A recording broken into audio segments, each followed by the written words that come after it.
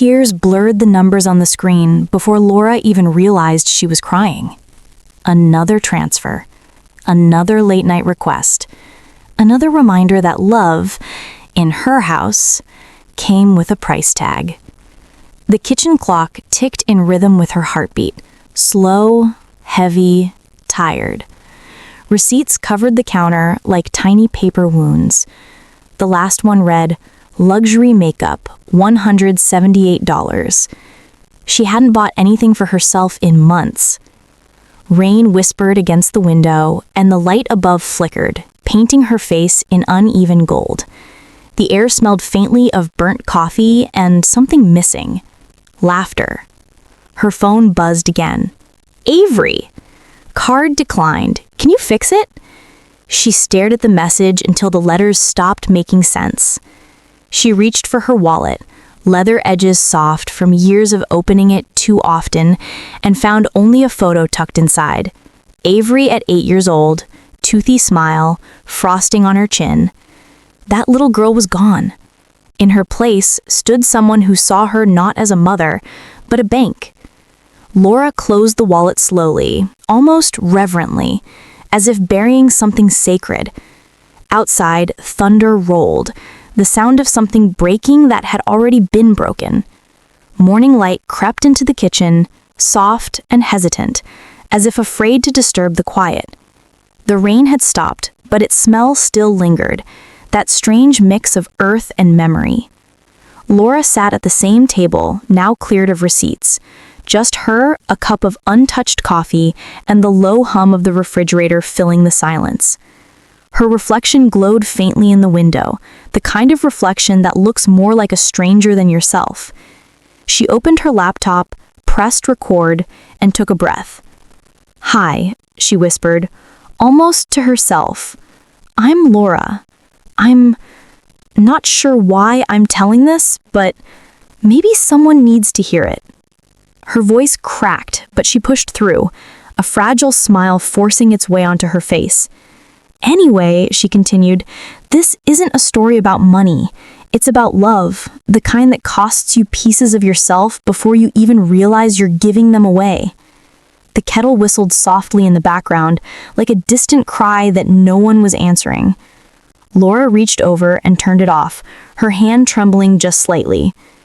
She looked back at the camera. Her eyes weren't angry, just tired. The kind of tired that comes from loving too much and being seen too little. "She used me," Laura said finally, "for years. But I kept hoping that one day she'd stop needing my money and start needing me." She pressed stop. The room went quiet again, but this time it felt heavier, like the silence was listening. The days that followed looked the same, quiet, polished, and hollow. Morning sunlight spilled across the marble countertop like gold that couldn't buy peace. Avery's laughter echoed faintly from her room upstairs, a sharp, bright sound that somehow made the house feel lonelier. Laura moved through her mornings like a ghost in her own home. Pancakes on the stove, coffee for two, one cup always left untouched. By the time she'd set the table, Avery was already rushing out the door. "Need gas money," she'd mutter, sliding her phone across the counter like a credit card machine. Laura would nod, pull out her wallet, and smile, a reflex that hurt a little more each time. Sometimes Mark tried to step in. "She's just a teenager," he'd say, sipping his coffee without looking up. But Laura knew better. She wasn't angry at Avery, she was afraid of losing her, so she paid, over and over. Each transaction felt like a bribe to stay loved. The camera would linger on her hands, tracing the worn edges of receipts, fingers trembling as she folded each one smaller, until they disappeared in her palm. Later that night, Laura would pass by Avery's open door. Shopping bags lined the floor. Perfume lingered in the air. Avery's laughter spilled through her phone screen. Friends giggling, voices careless and young. And for a moment, Laura smiled too. Because even if Avery's joy didn't come from her, It was still joy, and that was enough. Until it wasn't. The camera would fade on Laura standing in the hallway, half in light, half in shadow, the image of someone giving everything and slowly vanishing in the process. The evening fell heavy, soaked in the dull hum of rain against the windows. The house glowed faintly in amber light, quiet, calm, deceivingly normal. Laura stood at the bottom of the staircase, holding a basket of freshly folded laundry.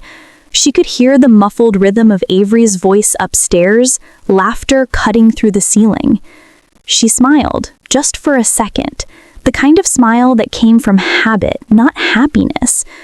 But then she heard it. Avery's voice. Again, sharper this time. "She's just my dad's wife, basically my personal wallet." A wave of laughter followed from the phone speaker, her friends.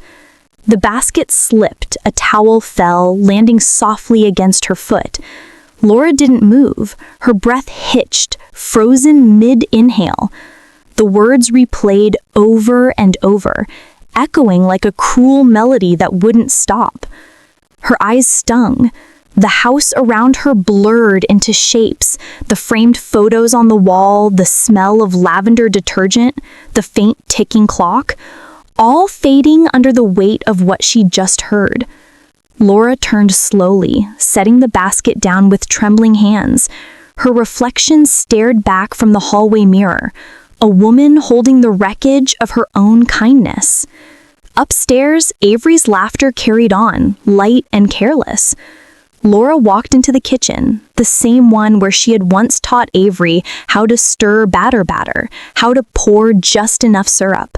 The memory clashed with the present like thunder meeting glass. She pressed her palm against the counter to steady herself. Her ring caught the light, small, simple, undeserved. Outside, lightning flashed. Inside, her world cracked quietly.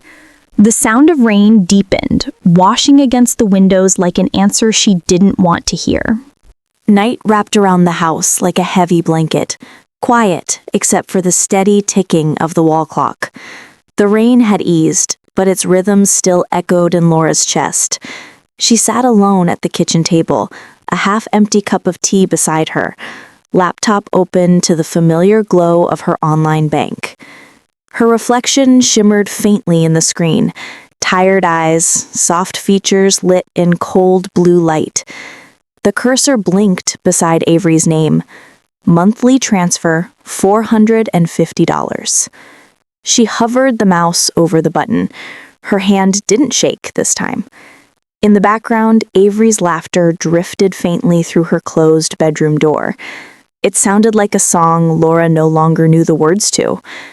She clicked, cancel.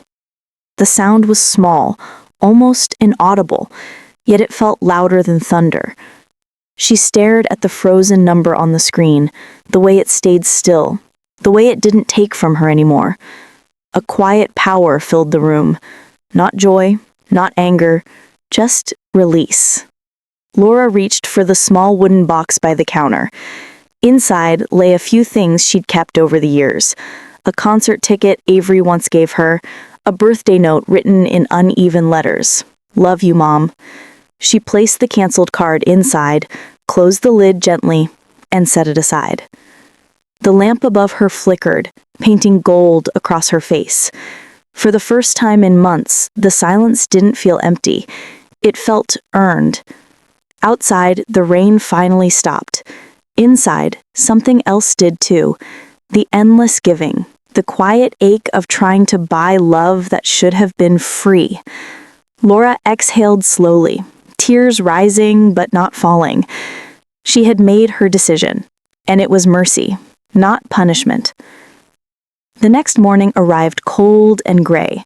The smell of toast drifted through the kitchen, but it couldn't hide the tension hanging in the air. The house, once filled with Avery's chatter and music, felt like a museum, beautiful but lifeless. Laura stood at the counter, pouring coffee, when Avery stormed in, her phone clutched tight, face flushed with disbelief. "Why isn't my card working?" she demanded. Laura looked up slowly. Because I froze it. Avery blinked, as if she'd heard something impossible. You what? Are you serious? You can't do that. I need. You want. You don't need. The silence that followed cracked sharper than any shout. Avery slammed her bag onto the counter. You're unbelievable. You love control, don't you? You just love watching me struggle. Laura's voice stayed calm, trembling only at the edges. I've watched you forget what love is. For a moment, Avery's anger faltered. Then she turned away, eyes glistening. You're not my mom anyway, she said, quieter, sharper, crueler. The words landed like glass shattering in slow motion. Laura didn't chase her, didn't argue. She just watched as Avery disappeared up the stairs, the sound of a slammed door echoing through the house like thunder rolling through hollow walls. When the silence returned, it wasn't peaceful anymore. It was haunting. Laura sank into a chair, the untouched toast cooling beside her. The light from the window fell across her face, splitting it between warmth and shadow, the image of a woman breaking quietly, privately. Outside, the wind picked up again, brushing against the house like a whisper. Inside, all that remained was the sound of her breathing, steady, fragile, human. Days stretched into weeks, and the house forgot what laughter sounded like. The mornings were quieter now. No footsteps racing down the stairs, no hurried shouts of, "I'm late!" Just the soft clink of Laura's spoon against her coffee cup, and the distant sound of Avery's bedroom door closing again and again. The space between them had turned into something alive, a living silence that moved through the halls, settling between walls and words left unsaid. Laura still cooked breakfast. She still left a plate out. The eggs would go cold, the coffee untouched, but she couldn't stop.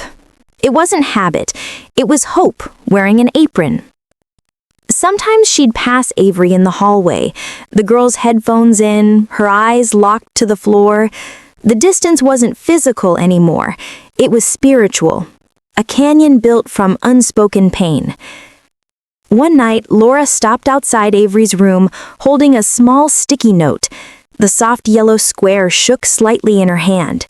She pressed it against the door and whispered, "Good night, sweetheart," though she knew it wouldn't be heard. The next morning, the note was gone, replaced by a silent plate in the sink and a half-eaten slice of toast. Laura smiled faintly, even as her eyes shimmered. It wasn't forgiveness, not yet, but it was something. Outside, rain returned, soft, persistent, tapping against the window like a patient hand. The camera lingers on Laura sitting at the table, her hands wrapped around a lukewarm mug. She looks toward the hallway, where light spills from under Avery's door, and for the first time, she doesn't look defeated, just waiting, quietly believing that one day, silence might answer back.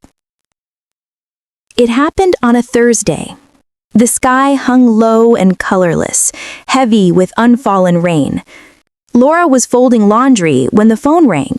Once, twice, then a third time, sharper, desperate. "Mrs. Thompson, this is Mercy General Hospital. Your stepdaughter?" The words blurred. Her knees nearly gave out.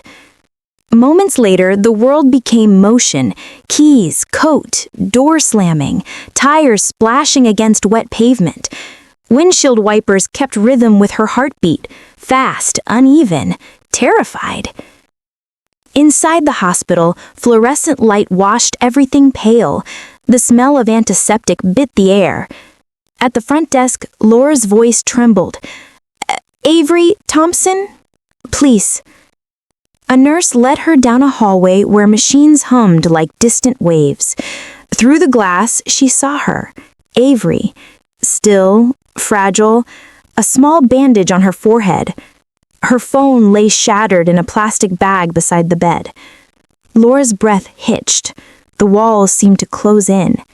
She stepped closer, her reflection trembling in the glass before she entered the room. Avery stirred weakly, eyelids fluttering. When her eyes opened, confusion flickered, then relief. "Mom?" The word came out faint, instinctive, unthinking. Laura froze.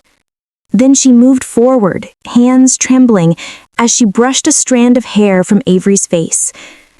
"I'm here," she whispered, voice breaking on the edges of a sob. Machines beeped steadily, syncing with her heartbeat. Outside, thunder rolled, not violent, just distant, like the sky exhaling. The camera pulled back through the doorway, catching Laura's silhouette bent over Avery's bedside, light pooling around them, fragile and golden. For the first time in years, there was no money, no anger, no pride. Only a mother and her child, finally, finding each other. Morning light slipped through the blinds of the hospital room, soft and forgiving. Machines hummed quietly, their rhythms steady and human. Laura sat in the chair beside the bed, her head resting on her hand, exhaustion carved into every line of her face. Avery stirred, blinking slowly. Her voice came out like a whisper made of regret. "Did you stay all night?" Laura looked up, a faint smile ghosting her lips. "Where else would I be?" Avery's eyes welled. "I'm sorry for the things I said, for how I treated you." Her voice cracked, breaking the sterile quiet. "You didn't deserve any of it." Laura reached out, gently brushing Avery's hand. "You were hurting," she said softly. "I was too. I thought if I gave enough, maybe you'd stay." Avery turned her head, tears slipping down her cheeks.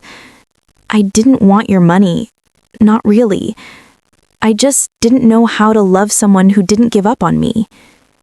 Laura's eyes filled, her voice trembling. "Then maybe we both had to lose something to understand it." The room filled with silence, the kind that heals instead of wounds. Outside the window, clouds began to break, letting sunlight spill in. It glowed across Avery's pale skin, over Laura's trembling hands, painting both in gold. For the first time in years, their fingers intertwined, not out of obligation, but choice. The nurse peeked in, then quietly stepped away. This moment didn't need witnesses. Laura exhaled shakily, her tears finally free. She looked at Avery. Not the girl who spent her money, but the one who finally saw her heart. The camera lingered on their hands, old and young, broken and mended, framed in morning light. A week later, the morning sun filled the kitchen with soft gold, the same kitchen that once held silence, resentment, and rain. Now it breathed again. There was warmth in the air, the faint sound of Avery humming upstairs, and the quiet rhythm of life finding its way back. Laura sat at the table, her phone propped against a mug. The red recording light blinked gently. She took a breath, smoothing her sweater, eyes glistening with the kind of calm that only comes after surviving a storm. "Hi, it's me again, Laura. Some of you might remember my last story." She smiled faintly, voice trembling between strength and tenderness. "This one ends differently." She looked past the camera, toward the sunlight spilling through the window. "My stepdaughter used me for years, until she needed a mother, not money. I used to think love meant saying yes to everything. Now I know sometimes love sounds like no. Sometimes it looks like distance. And sometimes it just waits quietly until the other person is ready to see it." Her eyes shined as she continued, "If you're watching this, and someone's made you feel like your love has to be earned, stop buying your worth. The ones who truly need you will find their way back, even if it takes time. From upstairs, Avery's voice called softly, "Mom, coffee's ready." Laura turned back to the camera one last time. See? Some things really are worth waiting for. She reached out and pressed stop. The final shot lingered, the camera catching the sunlight across her hands, the empty mug, the quiet stillness that now felt full. Text on screen. Love isn't bought. It's returned.